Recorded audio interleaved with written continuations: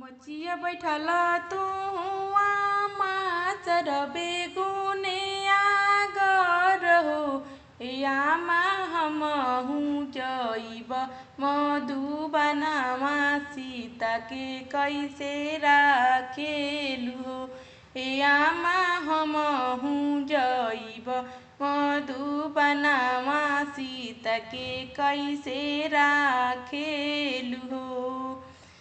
जहु सीता रही है रहल बीच अवरु कहल बीच हो ए बबुआ अंगना में कुइया खो नवइब सीता के नवइब हो ए बबुआ अंगना में कुइया खो नवइब सीता के नवइब हो।